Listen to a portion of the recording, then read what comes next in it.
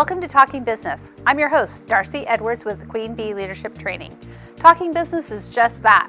We are talking business with business leaders, leaders in the community, and those who change their communities with entrepreneurship. This podcast is presented by Xpose Hope as a thank you to the business community. Catch us on all the platforms. Find us, follow us, and review us. Hi, I'm Betty Campbell, and I'm here with Talking Business, and today I'm so excited. I'm actually replacing Darcey Edwards, our usual MC, but I get to interview Tanya Hawkins, and she is with Gung Ho Ministries Boutique, and there's so much for you to learn from her. So let's get started. Welcome. Hi. Thank you. Thank you for having me. I'm so glad you're here. I've been wanting to have you here forever, and I love having nonprofits on. Thank you. So tell us about Gung Ho Ministries. What the heck does it do? Oh my goodness, there's so much that we do. It's amazing. So we have a resale shop in downtown Beaverton where people donate clothing, shoes, accessories, little knickknacks. And what we do is we resell what we can, and then our money goes directly to veterans in our area. So you're like, well, how does that happen, right? Exactly. So we are a resource for the VA and other veteran offices throughout Oregon and Southern Washington. So the caseworkers, they contact me. And they're like, Tanya, we've got a veteran. They can't pay their rent or an electricity bill. And what we do, we have the pleasure of writing the check. So we get to keep them in their housing or help them get into housing, keep their lights on, or it could be a car issue. So we provide the financial assistance. So you are really attached to these veterans. Must be because your husband's a veteran, right? Or you're a veteran? No, actually not. My grandfather was a veteran, but gosh, 12 years ago, we started doing an outreach with the homeless. We were doing sandwiches and socks underneath the Burnside Bridge, and the gal that I had partnered with, her passion was veterans. Mine was homelessness because I've almost been homeless. Anyway, that's another story. But her and I teamed up, started doing this little coffee cart outreach, and did that for about a year and a half. And then we started doing garage sales. My husband and I are really good at garage sales. Well, the garage sales grew and grew and grew. And I'm like, what in the world is happening here? And like, I think we need a store. Within a month of me saying those words, we signed our lease at our first location in Portland. And that was back in July of 2011. Wow. So that's actually how it got started. Gung Ho got started because of sandwiches. That's amazing. Yeah. And so what does your boutique carry? Is it knickknacks? What is it? Okay. So we have, well, first of all, we are in the cutest little house in downtown Beaverton. Yes, we were very blessed to purchase it 4.5 years ago. It was built in 1880. But it's mostly, clothing. It's women's and men's clothing, shoes, accessories, jewelry, handbags, scarves, anything that you can put on your body. And then we'll have cute little knickknacks like that where people can buy them. But yeah, and we have, most of it's women's, and then we've got one room for the guys. But it's beautiful stuff. We get donations mostly from individuals like you. And then there are several consignment shops in the area that donate to us. So Simply Posh out of Lake Oswego, Gather out of St. John, Muses on Main. There are so many high-end consignment shops. So the brands that we get, they're beautiful. They are beautiful, but we'll take anything that people want to donate to us. That's amazing. So thank you. People are probably wondering, so why a nonprofit? Why would you have a nonprofit on to talk to businesses? But nonprofits are businesses. Yes, they are. And Tanya went through some pretty interesting times when COVID first hit. So you're a retail store, and retail stores for a while could not be open. No. So what did you do to combat that so you could continue to give to veterans? Exactly. So we were officially closed for 5 straight weeks. But during that time, we actually made very good, good use out of that time frame. Me and 2 volunteers, we repainted the inside of the whole house, which it needed it. Anyhow, we did that, and then I started doing private appointments and video sales. So we go live 4 days a week, and on Facebook, and we'll have 30 to 50 people watching us live. And let's say if I'm going to show this cute little sign, okay, ladies, this rise and grind, right? Is that what it says? Okay. This cute little sign's $8. The first person to comment sold rise and grind, I will reserve it for them. So we started doing these videos, and it kept us in business. it absolutely, well, it absolutely kept us in, don't you fall. It kept us in business. And the videos got so popular. And then some people were like, they were afraid to leave their houses and they were homebound. But it like provided entertainment because my husband's hilarious. And then also they were able to shop. We were able to keep the business going and also help our veterans. So that year of COVID, the first year, that was what, 2020, we provided $64,000 in financial assistance. Wow. And then the following year, so last year, we actually, our goal was 80,000 and we gave 105,000. Amazing. So we had a record year on the backside of COVID. So it's been amazing. Incredible. But my customers, we have a very loyal following. And then we also got customers from other states. They somehow found our videos. So we actually ship to, Arizona, California, Everett. Yeah. So we gained a lot of customers through that. It's amazing, isn't it? So never think that nonprofits don't have something you can learn as a business. So as a nonprofit organization, do you do anything with for-profit organizations, with businesses? Do you have businesses support you? Do you support them? What do you do? No, we're pretty much, we don't spend any money on advertising. All of our advertising is word of mouth. And we do get a lot through Facebook.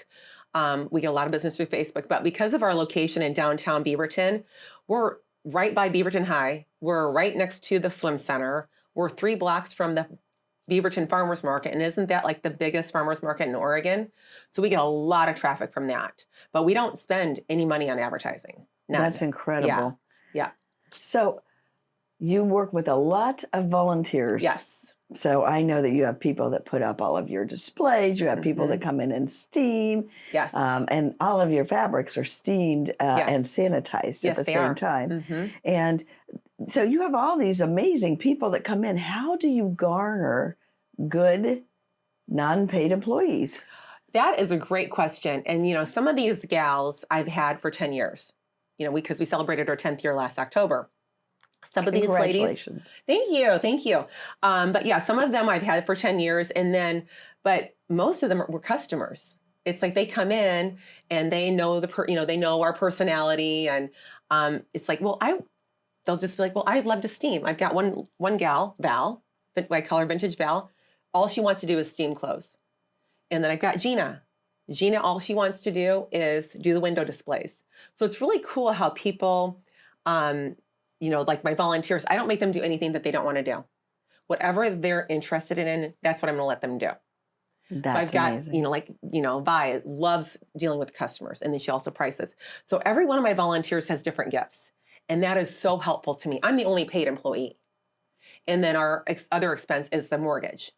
But, we saved actually from when we rented in Portland, when we moved, we actually save about $10,000 a year, which is probably more than that now because rents have gone up so much.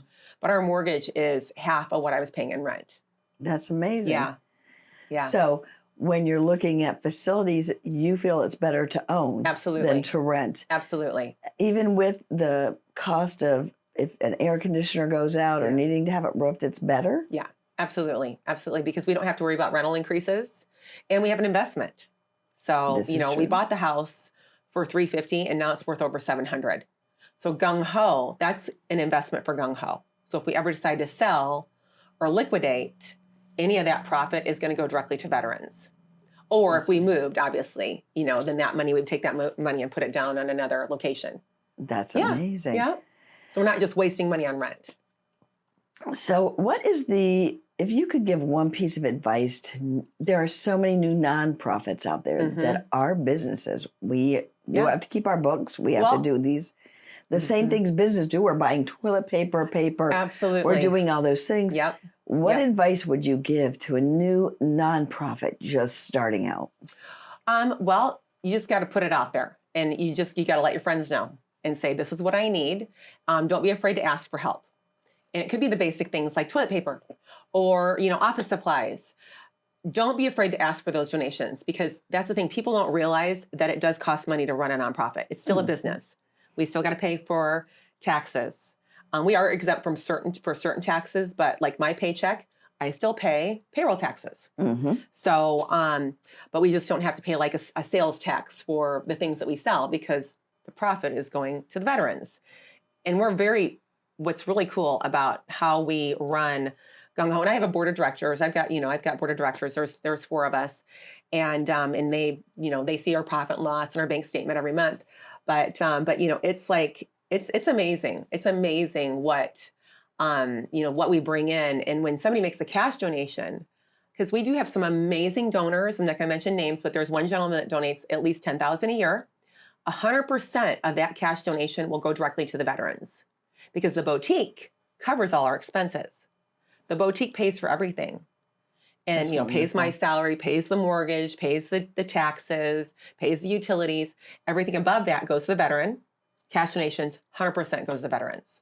That's incredible. Yeah. And then as we grow, so each year, as we've grown our business and we've grown customers, our income has gone up. So that means, well, with the incomes going up, that means our outreach numbers are going up. So exactly. Yeah. So if I am about to start something like this, what did you have to go through to start a nonprofit that's a little different than a for-profit business? Well, we were very fortunate to have help, because when we were doing the sandwiches under the bridge, we actually had partnered with the Union Gospel. So the gentleman that ran, Bill Russell, that ran the mission, he helped us with our initial paperwork. So you got to make sure you file the right paperwork with the state. There is a lot. There are fees. It's it's a lot to go through, but you can do it. Just I would recommend an attorney, a mentor, someone that will guide you, because if you don't do the right paperwork, you could get, if you ever get audited, you could get fined. And we're very transparent. We file our taxes every year, and we have been audited, and it was amazing. It was actually an amazing experience. So, but you just want to make sure you file the right paperwork. Yeah, makes good sense. Yeah, because there's the federal paperwork as well, and that can take months to get approved, and it's about an $850 application fee to do it. It is. But you got to register with the state. You got to register with the feds. So one of the things that a lot of people don't know about GHM is it not only helps veterans, they also dress our ladies. Yes, we do. So our ladies, when they come into the house or we're mentoring a woman, we can go down there and get her an outfit that she can wear to an interview or to work. And Tanya treats our ladies as if they have value, just like she treats every veteran that she deals with. So it's an amazing thing. And I want to thank you for that. Thank you. And my outfit is by GHM. So there are amazing fashions that you can get down there. So, it really is, ladies and gents, all for the veterans. So we hope that you'll pop in and you'll meet Tanya, get to know her husband, Ben, and get to know all the amazing volunteers. Yes, I have a team that are down there. I have quite the team. And so thank you so much for joining us. And stop into GHM. They're on Main Street, right up the street from the Dairy Queen in Beaverton. And pop in and see them. See if you can donate, because you also take clothing donations. Everything's donations, yeah. So we tell people who are donating, when they donate to Xpose Hope, we don't keep clothes because we don't run a thrift store. I have nowhere to store it. But give it to Tanya. Allow Tanya to dress our ladies for your donations and also help a lot of great veterans. Thank you for being with us, and thank you, Tanya, for sharing. Thank you for having me. Bye-bye.